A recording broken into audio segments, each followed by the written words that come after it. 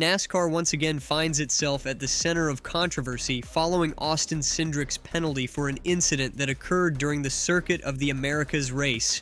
The Team Penske driver received a $50,000 fine and a 50-point deduction for executing a right rear hook on Ty Dillon. Many in the NASCAR community expected a race suspension, including veteran drivers Kyle Busch and Denny Hamlin, who have publicly criticized NASCAR's decision. The penalty has sparked significant debate about consistency in NASCAR's rule enforcement and raised questions about potential favoritism in the sport. During the NASCAR Cup Series race at Circuit of the Americas, Austin Cindric and Ty Dillon were involved in an on-track altercation that has now become the focus of heated discussion.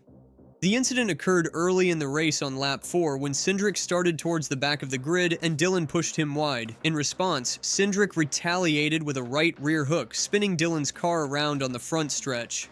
The consequences of this action were substantial. Dillon's car first made contact with Zane Smith's vehicle before colliding with the outside wall.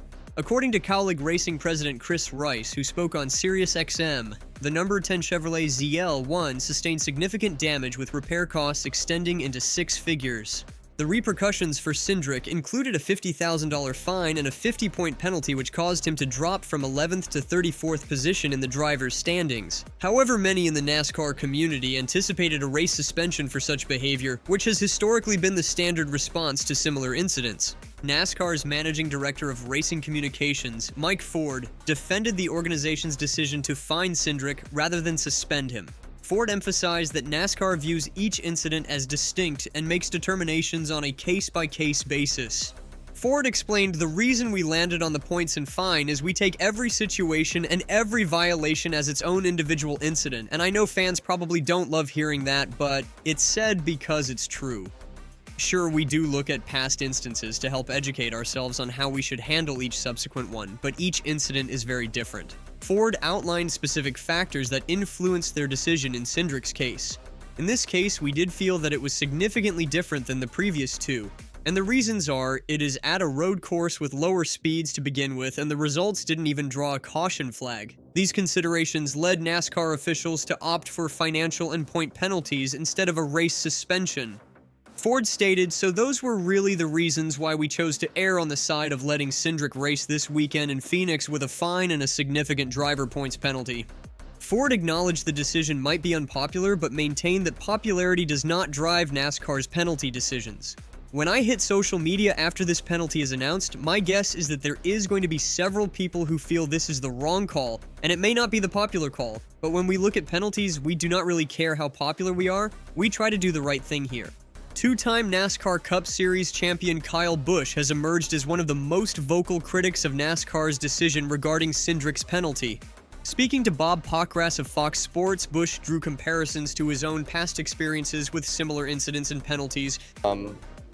I did it once and maybe twice. Got off with it the first time, but definitely not the second time. Sat out a whole weekend, 2 more races the second time. So, that's not his first offense. I don't know if it's his second offense. So, like I said, some guys get off based off of who I think their last name is. This statement directly suggested potential favoritism in NASCAR's penalty system, with Busch implying that Cindric's treatment was influenced by his family connections. Austin Cindric is the son of Tim Cindric, the president of Team Penske, a prominent figure in motorsports. Busch continued to express his frustration, referencing other drivers who had received suspensions for similar actions. "Yeah, I mean, Bubba got it right. At Vegas.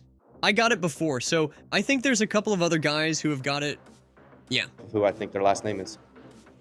Do you think if you rear hook somebody, no matter where it is or what the result is, just suspend them, and that's the answer? Yeah, I mean, Bubba got it right at Vegas. I've had it before, so I think there's a couple other guys that have had it. Okay, thank you. Yeah. The veteran driver was particularly critical of what he perceives as inconsistency in NASCAR's rule application. Rules change every week. Number that you should know that going in, you want to pull that move. You're going to know that going in, I would not want to be in that business. If I was NASCAR, calling balls and strikes is not who I want to be. If I'm a NASCAR official, intent is intent. But in the sense that the penalty is a little bit harsher now? Rules change every week. with because you lose all your playoff points, but you don't see a difference No. in that. Okay. Mm-mm. So Kyle, You should know that going in, right? You want to pull that move, you're going to know that going in. NASCAR says that whether it's caution or incidents like these, that every incident's different. They don't want to apply a black and white rule. They want to be able to look at them differently. I would not want to be in that business if I was NASCAR. Calling balls and strikes is not who I want to be if I'm a NASCAR official. Intent is intent. From a competitor's standpoint. Busch proposed a straightforward solution to the controversy. He said, "Put it in the rulebook, a right hook will result in a one-race suspension period." This blunt recommendation reflects his belief that clear, consistent rules would benefit the sport and eliminate perceptions of unequal treatment. During a media scrum at Phoenix Raceway, Busch reiterated his stance. "I mean, I did it once and maybe twice, got off with it the first time, but definitely not the second time. Sat out a whole weekend, 2 more races the second time." So you know that's not his first offense. I don't know if it's his second offense. Like I said, some guys get off based off of who I think their last name is. Put it in the rule book. A right hook will result in one race suspension. Period. Fellow NASCAR veteran Denny Hamlin has also weighed in on the controversy, though his approach focuses more on the importance of driver intent rather than the outcome of incidents. Hamlin emphasized that penalties should be based primarily on a driver's intentions rather than the consequences of their actions. Hamlin said, "You just judge intent. Like I said, I don't think the result should matter. It's the intent that really should matter." Should have been penalized for that, or is that just, you know? Where's the line, Bob? I mean, that's the thing is we have. Hamlin suggested that NASCAR could determine intent by examining SMT data, which would reveal detailed information about Cindric's movements during the incident. However, Hamlin admitted he had not personally reviewed this data. Like Busch, Hamlin called for more clarity and consistency in NASCAR's rules, using a basketball analogy to make his point. Sometimes it's going to seem worse than it should be, and sometimes it will seem like not enough, but that's where you kind of got to draw the line and say, it doesn't matter what the result is. A foul is a foul, a flagrant one is a flagrant one. Spots and points or whatever the hell it is, it's his season saved.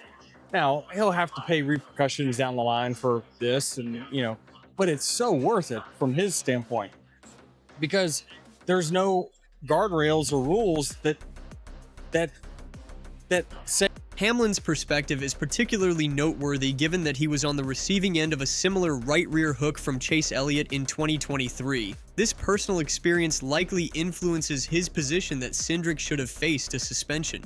As the driver directly affected by Cindric's actions, Ty Dillon's response to the penalty decision carries significant weight. When asked by The Athletic's Jeff Gluck about his thoughts on the situation, Dillon expressed surprise at NASCAR's decision.